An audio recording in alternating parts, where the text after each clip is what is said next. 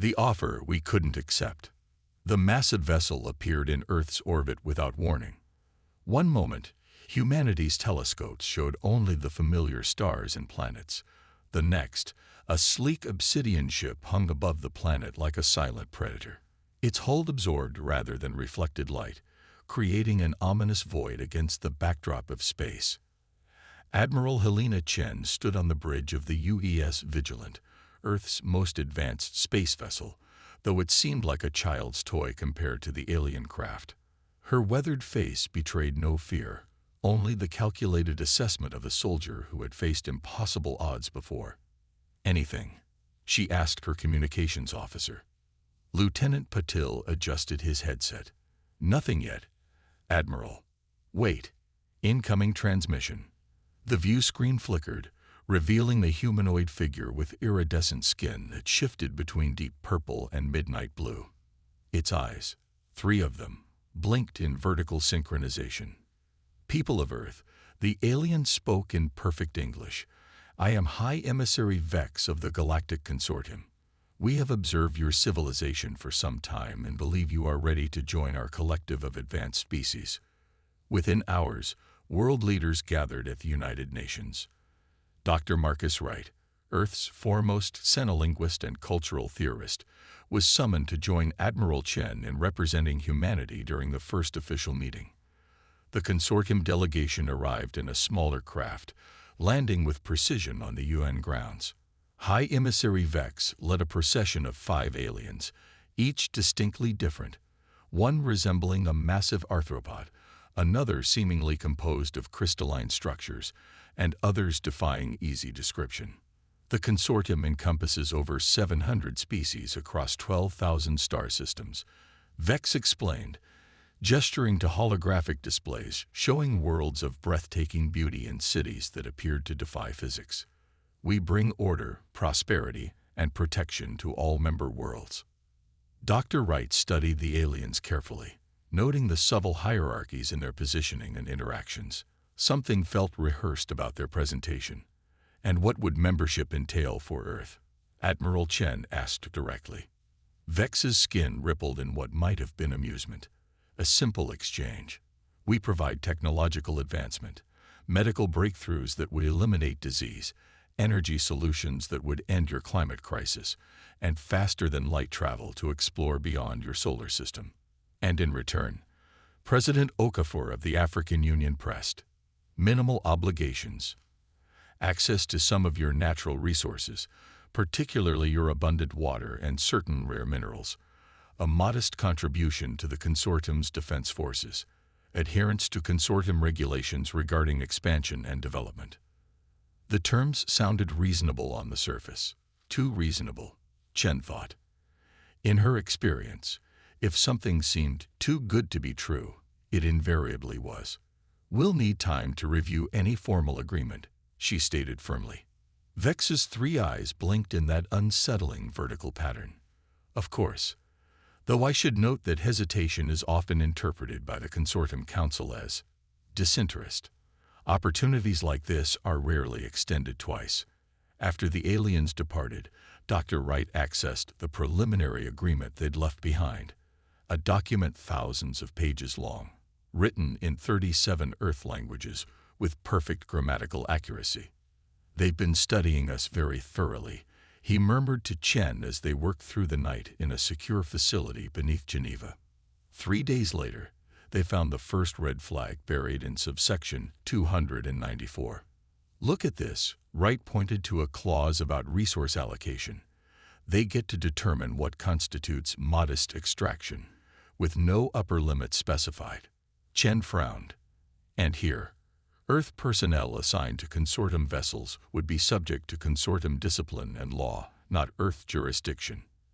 As they dug deeper, the true nature of the offer emerged. Earth would effectively become a vassal state, its resources harvested at the consortium's discretion, its people potentially conscripted for labor or military service with minimal rights. When Chen presented these findings to the Security Council, the Russian representative leaned forward. "Admiral, do you believe this is a deliberate deception, or simply cultural differences in negotiation?" With respect, sir, this level of obfuscation appears intentional. The most concerning clauses are consistently the most deeply buried and worded in the most ambiguous terms. Dr. Wright added, "These aren't translation errors. The document is linguistically perfect, designed to appear benevolent while concealing predatory terms." The debate raged for days. Some nations favored conditional acceptance, believing Earth could renegotiate from a position of greater technological strength once they received initial benefits. Others demanded immediate rejection. Then came the breakthrough. A junior analyst discovered an encrypted appendix within the consortium's communication protocols. Working around the clock, Earth's best cryptographers decoded fragments revealing the truth. Earth wasn't being invited into a partnership, but a system of exploitation that had been refined across thousands of worlds. The consortium didn't bring order to planets. It subjugated them through a combination of technological dependence and resource extraction. The grand cities shown in their presentations were administrative centers where only consortium officials lived, while native populations often faced declining living conditions once the initial benefits wore off. Admiral Chen presented the final evidence to a closed session of world leaders. "We've intercepted communications suggesting the consortium has a standard protocol for worlds that decline their offer. They typically escalate to military pressure, followed by targeted strikes against leadership centers." President Santos of the Brazilian Federation looked grim. "So rejection carries significant risk." "Yes," Chen acknowledged. "But acceptance means slow-motion surrender of our sovereignty, our resources, and potentially the rights of future generations." After 26 hours of intense deliberation, Earth reached its decision.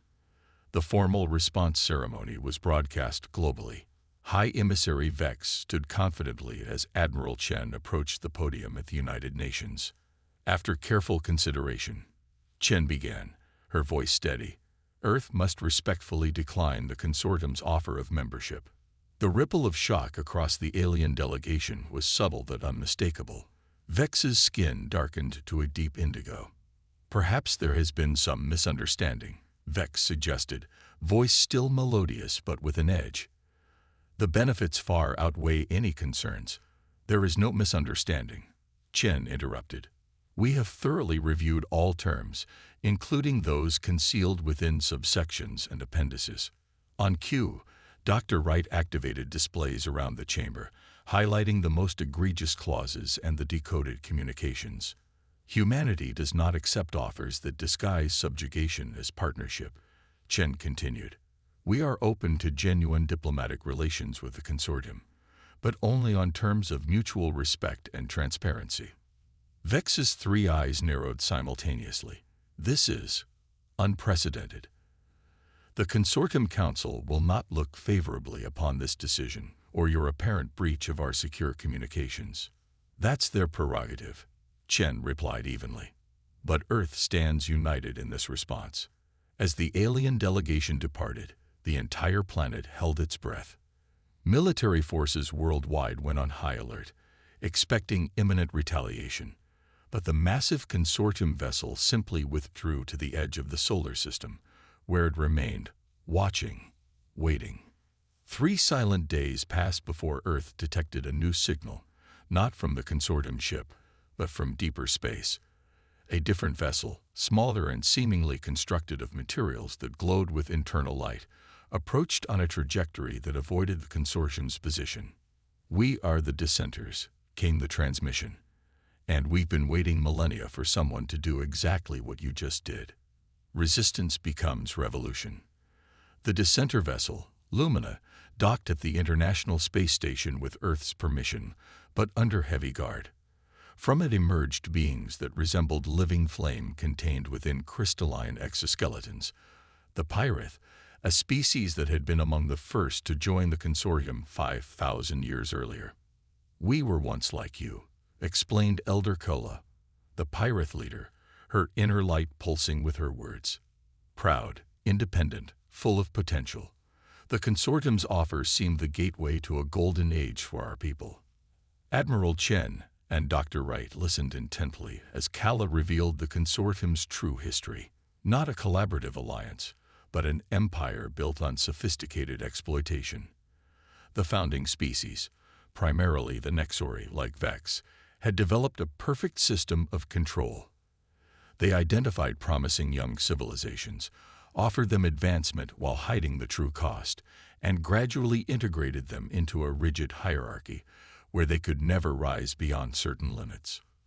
For millennia, we Pyraths served as technicians and engineers, building their ships, maintaining their stations, Kala continued.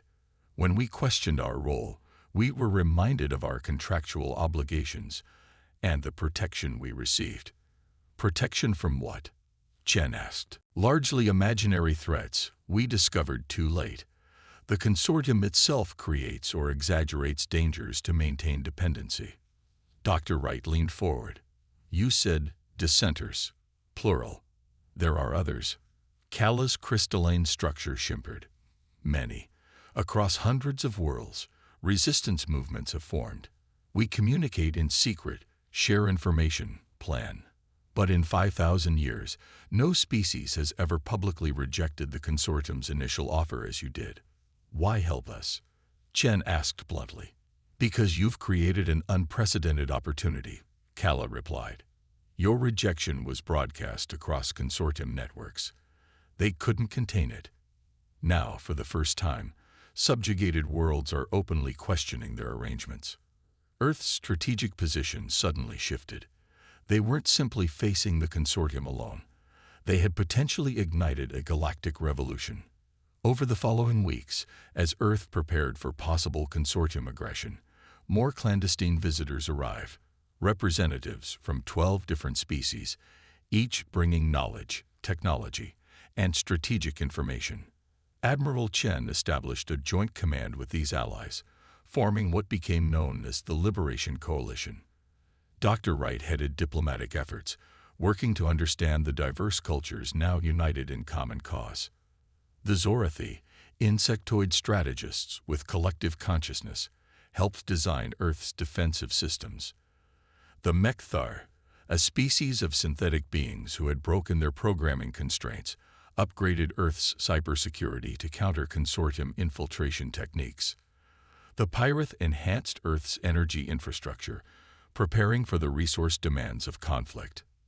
They're mobilizing, reported Lieutenant Commander Rosario, Chen's tactical officer, 93 days after Earth's rejection.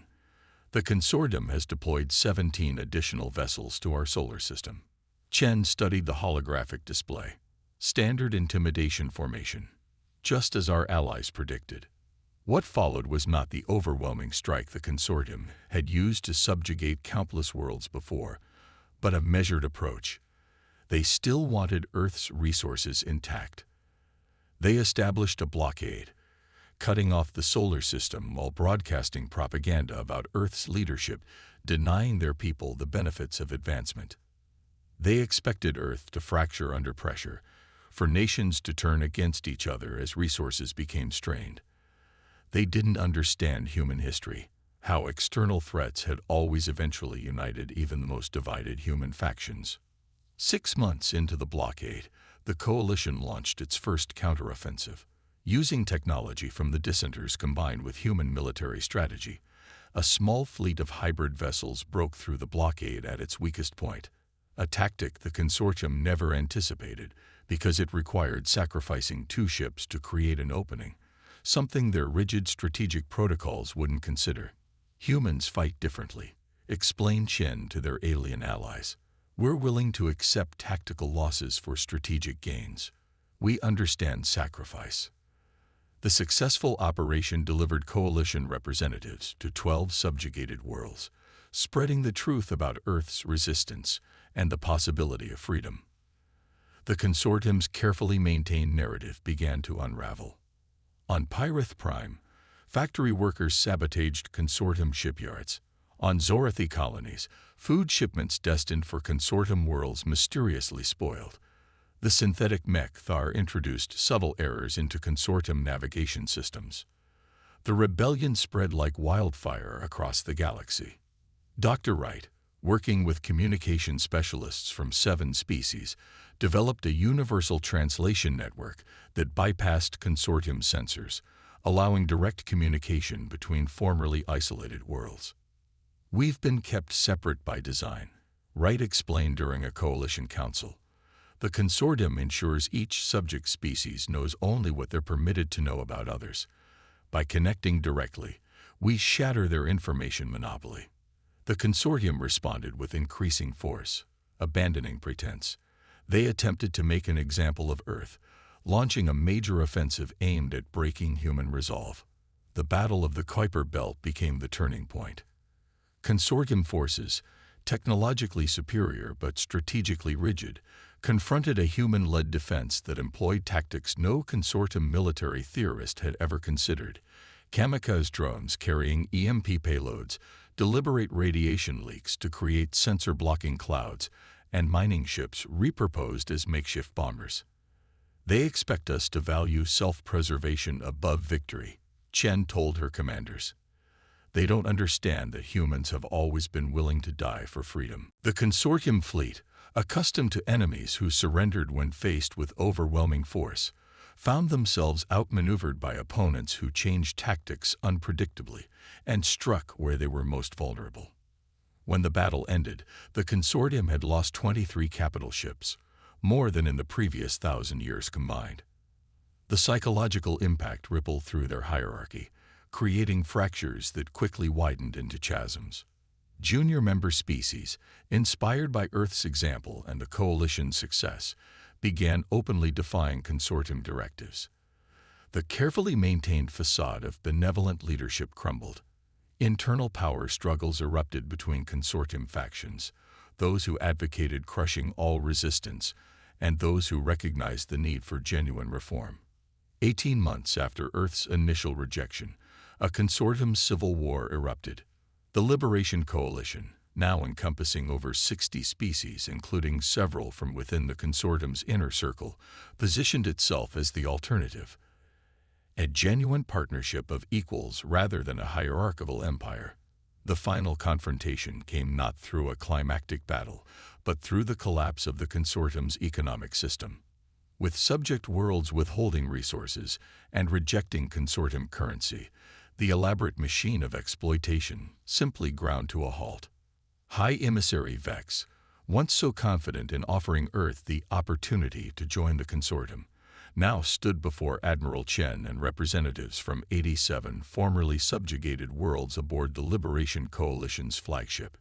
"The Consortium Council has authorized me to negotiate terms," Vex stated, his once vibrant skin now a pale, sickly blue. "There will be no negotiation," Chen replied calmly. "Only accountability. The consortium as it existed is finished. What follows will be built on genuine cooperation, not deception and control." Dr. Wright stepped forward with a single document, just 2 pages long, written in plain language with no hidden clauses or buried terms. "The Galactic Charter," Wright explained, "drafted with input from all coalition members, based on principles of sovereignty, mutual aid, and transparent exchange, the foundation for a new relationship between worlds." As Vex read the document, his 3 eyes widened in sequence. "This is remarkably generous, given the circumstances." "That's the difference between us," Chen said. "We don't seek to subjugate or exploit, even those who would have done so to us. We seek partnership." 1 year later, representatives from over 300 worlds gathered on Earth to ratify the Galactic Charter. The former consortium core worlds, now under reformed leadership, joined as equal members rather than privileged elites. Admiral Chen, watching the proceedings from the gallery, leaned toward Dr. Wright. "Did you ever imagine first contact would lead to all this?" Wright smiled. "Honestly, I expected we'd either get amazing technology or be annihilated. I never considered we might end up remaking the Galactic Order." "It's what humans do," Chen replied. "We reject bad deals and find better ways forward." Outside the United Nations building, ships from dozens of worlds hovered in Earth's sky. not as conquerors or exploiters, but as partners in a new galactic community where humanity had earned its place not through power, but through the simple courage to say no when saying yes would have been easier.